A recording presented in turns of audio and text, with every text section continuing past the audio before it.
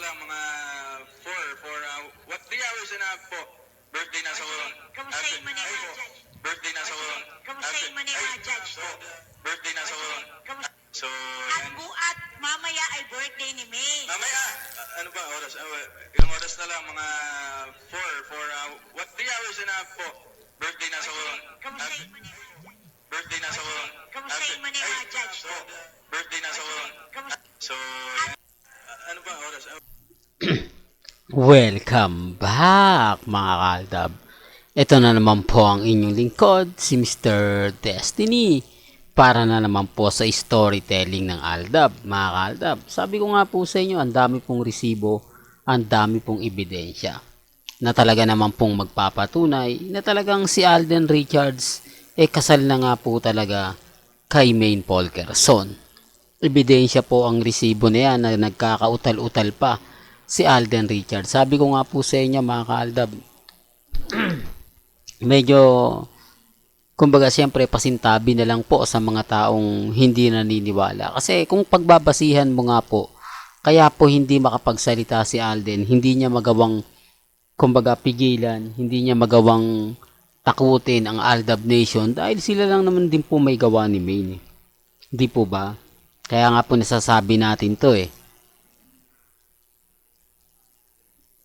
Di po ba? Kaya nga po kumbaga matatag ang Aldab.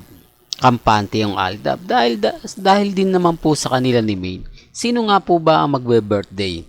Sinasabi ko lang po dahil malapit naman po ang birthday ni Maine Polkerson. Na kung saan sinabi ni Alden Richards na birthday ng asa, hindi niya na ganong naituloy dahil syempre national TV yon. Di po ba? Alam naman natin na marami makakarinig nun. Pero boy dulas yan Hindi po ba? Tapos ang kagandahan po talaga kay Alden Richards, magaling siyang magano. Kahit nahuli mo na siya, nagagawa niya pang makawala. Kahit nahuli mo na siya, nababaliktad niya yung sitwasyon. Yung magugulat ka na lang na, ang galing, di po ba? Nahuli mo na siya, pero nagagawa niya pang makawala. Di po ba? Sinasabi ko lang po para lang klaro sa mga dumadaan at sa mga bumibisita sa channel natin para po maintindihan nila. Although yung iba hindi po naiintindihan yan, okay lang naman yun Yung iba nagsasabi na, fake news ka Mr. Destiny, lahat ng sinasabi mo hindi totoo.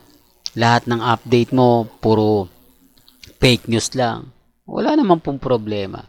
Wala naman pong pilitan. Di po ba? Ang sa akin lang naman po, nagbibigay lang tayo ng update, nagbibigay lang po tayo ng ganap. Sa mga ayaw maniwala, sa mga nagsasabi na, fake news ka, wala naman pong problema yon. Di po ba? Mga nagsasabing, hanggang kailan kayo Mr. Destiny kakapit? Hanggang kailan ka mananatiling Aldab? Kapag tapos na, kailangan pa bang magkaroon ng anak si Congressman Arjo at si Mengay para lang po kayo tumigil? Ang dami, hindi po ba? Alam ko, ramdam din po ninyo yung mga ganyan sinasabi. Pasensya na po kayo kung bakit ko sinasabi yan pagkatapos ng storytelling natin.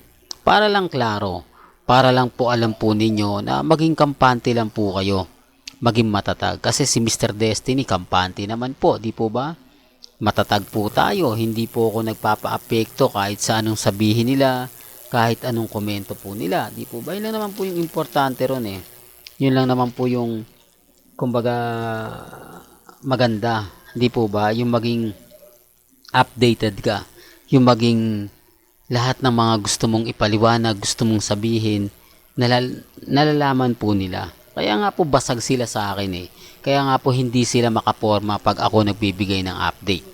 Pero bago natin ituloy itong napakagandang update natin, kung bago ka lang sa channel na to at isa kang true-blooded Aldab Nation na nagmamahal po kila Mengay at Tisoy, tama po ang channel na pinuntahan mo, kaya consider na po kitang bagong subscriber at huwag mong kalimutang i-share ang mga video po natin sa mga mami, sa mga titas at sa mga senyor. Remind ko lang po sa mga mami, sa mga titas, sa mga senyor. Ang dami po ngayon mga kumakalat. Ang dami ngayong mga nagsasabing sinisiraan ng gusto si Alden Richards sa mga sinabi niya. Ito po yung mga Alden, mga main fanatics sa Tarmain. Galit po sila sa huling sinabi ni Alden. Galit sila sa hindi pagpigil ni Alden para nga po daw patigilin ng Aldab. Dapat daw po siya yung nag-post na patigilin ng Aldab. Ibig kong sabihin na pahintuin niya na, stop na, di po ba? Pero hindi eh.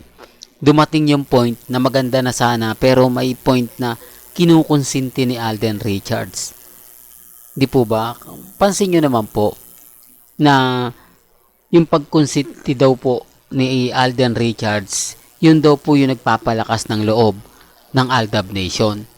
Remind ko lang, hindi po lang si Alden Richards, kasama din po si Mengay.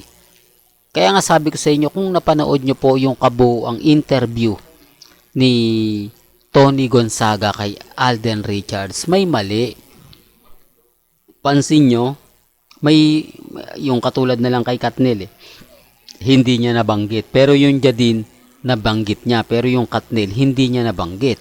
Bakit? Magkakaroon nga po ba ng issue? Bakit? Papasok nga po ba yung issue na kay Alden na kumbaga ganito ganyan? Hindi na rin, iba po kasi talaga yung tanong eh. Di po ba? Yung halatang scripted po.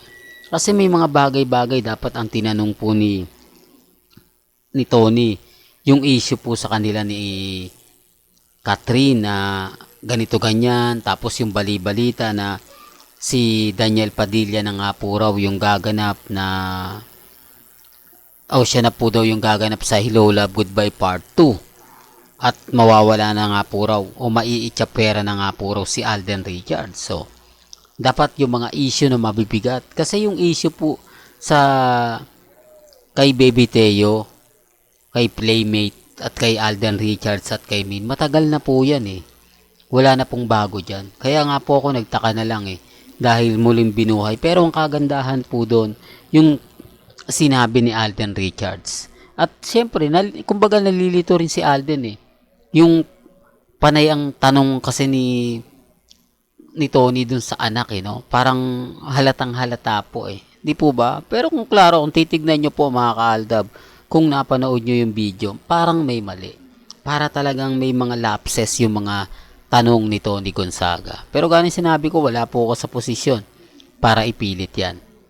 Well, hanggang dito na lang po yung updates natin mga ka-Aldab. Kaya kung gusto nyo pa po ng pinaka-latest at sariwang update, abay tumutok na lang po kayo dito po sa channel ni Mr. Destiny para updated po kayo sa mga latest at sa mga bagong video po na ilalabas po natin maya-maya lang. Hanggang sa muli, salamat po sa panonood at pakikinig.